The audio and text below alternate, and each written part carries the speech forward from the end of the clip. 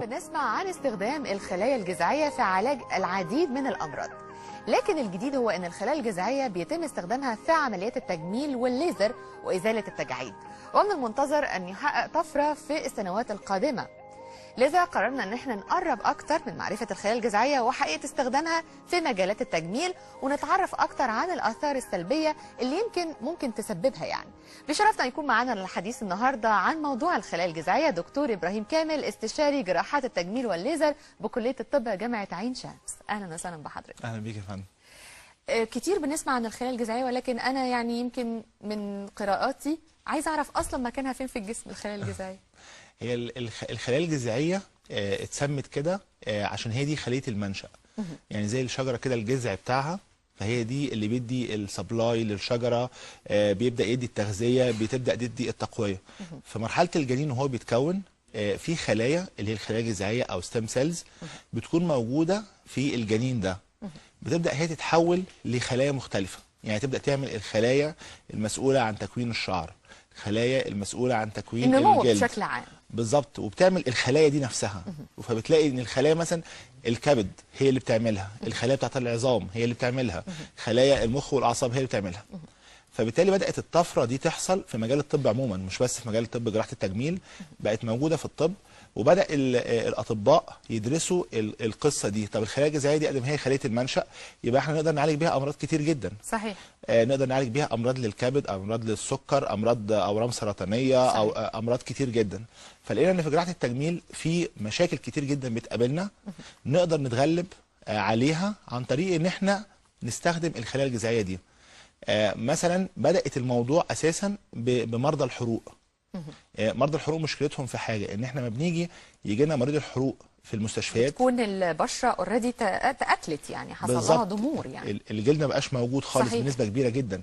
في مرضى بيجوا عندهم نسبة حرق بتوصل 60-70%، بتبقى تعتبر كارثة طبية ان هو يبقى عنده نسبة حرق 60-70%. فبالتالي بدأنا ندرس الموضوع. طب احنا ممكن نيجي نعوض ده ان احنا نعمل خلايا جذعية ونحضر الجلد بتاع الانسان ده، فبالتالي نقدر نغطي المساحات دي.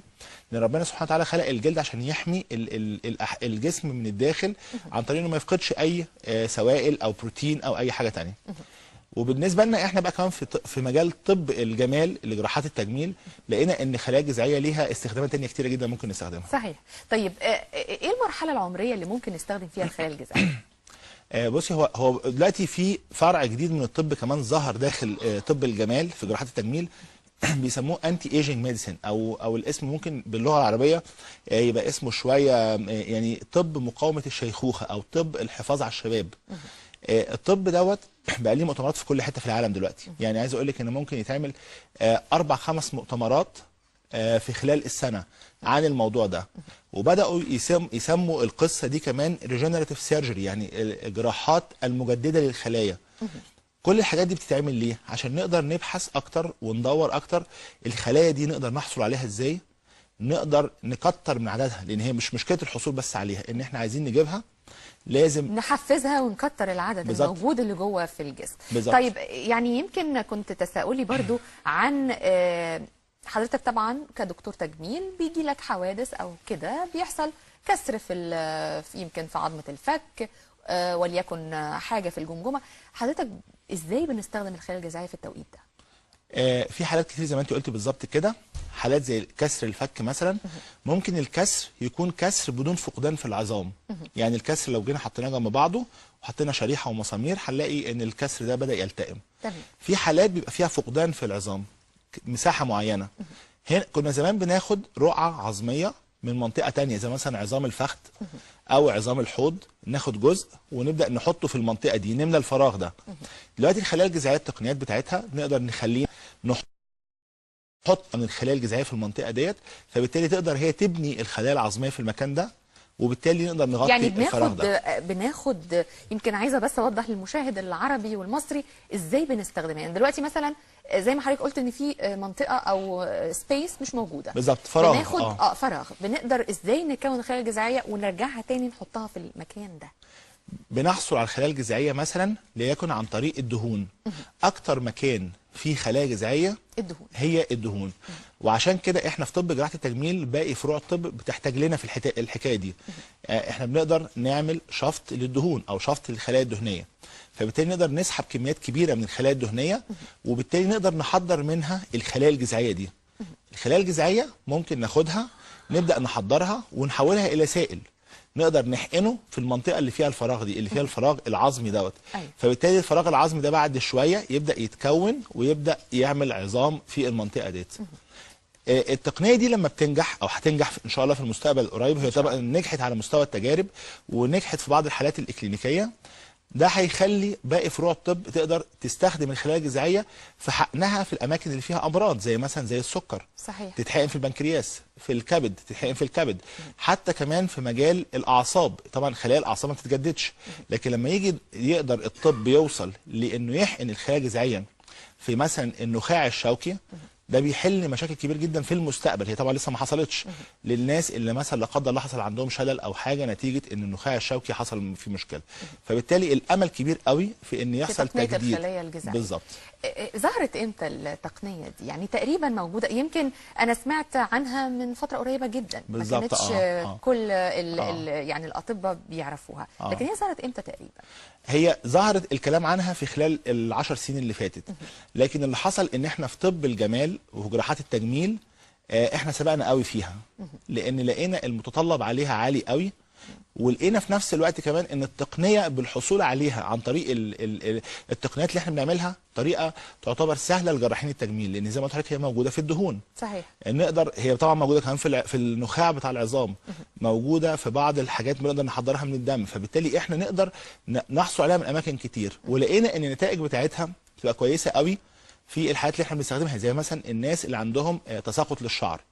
في حالات كتير قوي بتيجي مثلا سيدات او رجاله كمان شعرهم خفيف جدا وفي منطقه يعني الصلع او كده، نقدر نستخدم التقنيه دي لطلوع الشعر تاني. بالظبط، بس هي مش لعلاج الصلع الرجالي، هي للتقنيات تساقط الشعر نتيجه ست مثلا حملت مره او كذا مره وحصل عندها تساقط في الشعر.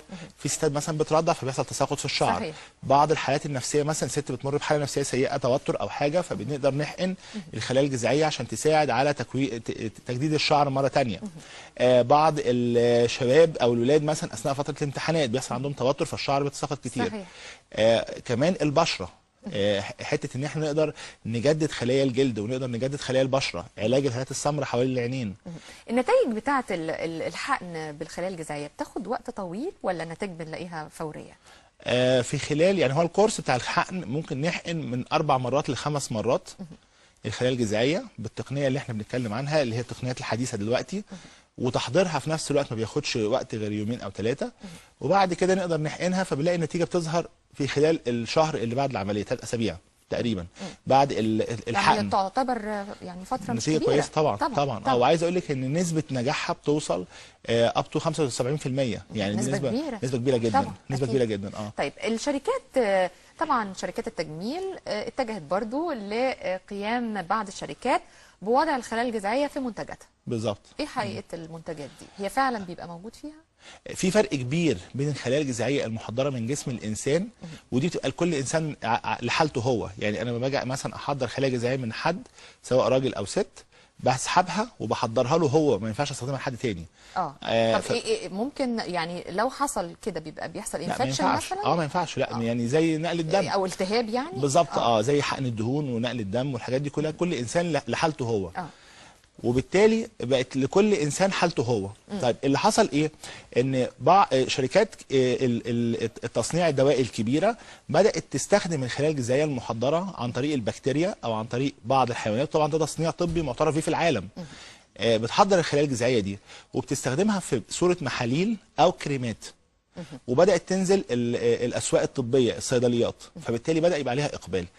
احنا دايما بنقول ايه؟ ده مكمل للعلاج بالخلايا الجذعيه، لكن مش هو ده العلاج بالخلايا الجذعيه، لان في فرق كبير جدا بين ان احنا نحقن خلايا جذعيه او نعمل التقنيه ديت لانسان محتاجها فعلا لعلاج مثلا جلد اليد. انت عارفه مثلا كان فتره طويله قبل كده كان مشكله الايدين عند الستات بالذات ان هي ما بنلاقيش ليها حل.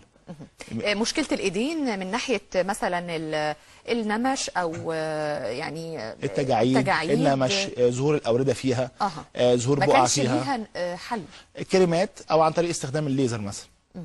بس طبعا اكيد بتبقى النتائج مش بالقوه غير الحقن طبعا. بالظبط، الليزر حسنها شويه، لكن الخلايا الجذعيه عملت فيها طفره كبيره جدا. وكنا بنلاحظها كمان، حتى كمان عارفه بالنسبه للفنانات اللي هي مهتميه قوي ببشره الجلد، وبنلاقي الايد فيها مشكله، فدايما كانت الايدين تبقى باينه قوي فيها مراحل السن المتقدمه بالظبط. فبالتالي الخلايا الجذعيه هنا حسنت جلد اليد قوي. كمان حسنت الرقبه، جلد الرقبه، حسنت قوي جلد البشره.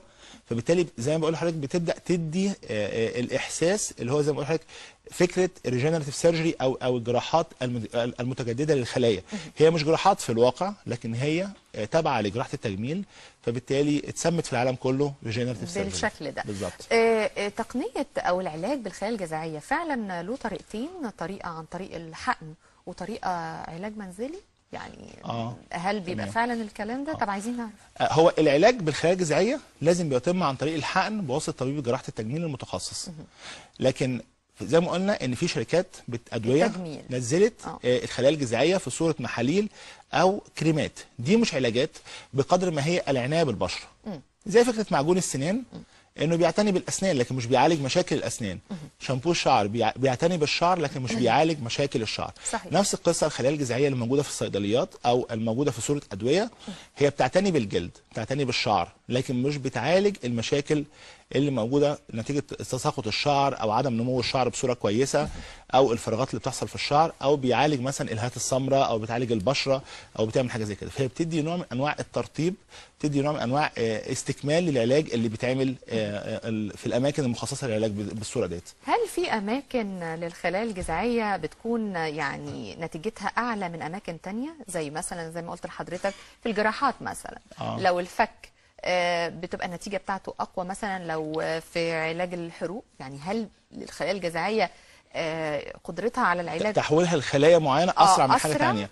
بصي، اتعمل فيها ابحاث كتير لسه، ودي لسه تحت الدراسه، لكن الواضح جدا لغايه دلوقتي ان الخلايا الجذعيه بتقدر تتحول لخلايا كتير جدا في جسم الانسان. احنا بالنسبه لنا في مجال جراحه التجميل اهتمينا بالخلايا العصبيه وخلايا الجلد وخلايا العظام وخلايا الشعر، فلقينا ان هي بتتحول فعلا بصوره كبيره جدا تماما تحت الميكروسكوب، اللي هي انها اتحولت بصوره كبيره جدا للخلايا الجديده اللي احنا بنتكلم عنها. برضو سؤال يمكن أكيد المشاهدين كتير هيسألوه.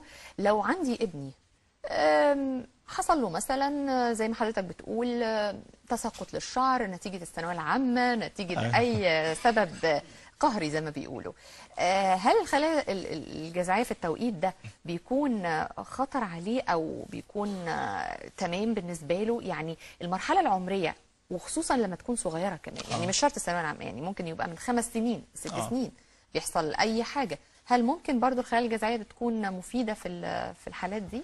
مفيش موانع خالص استخدام الخلايا الجذعيه في اي مرحله عمريه، لكن دايما بنقول مثلا علاج تساقط الشعر ده يبدا التعامل معاه بعد مرحله البلوغ. علاج مشاكل البشره برضو نفس القصه، لكن ما ينفعش مثلا نتعامل معاها في طفل، لان الطفل لسه في مرحله النمو، وبالتالي بيبقى ليه وسائل علاج ثانيه مختلفه في مرحله الطفوله. صحيح. لكن بعد مرحله البلوغ بنقدر نتدخل طبيا وتجميليا ازاي نقدر نحقن الخلايا الجذعيه او اي وسيله علاجيه ثانيه اخرى بحيث الجلد يستفيد منها او الشعر يستفيد منها. صحيح صحيح.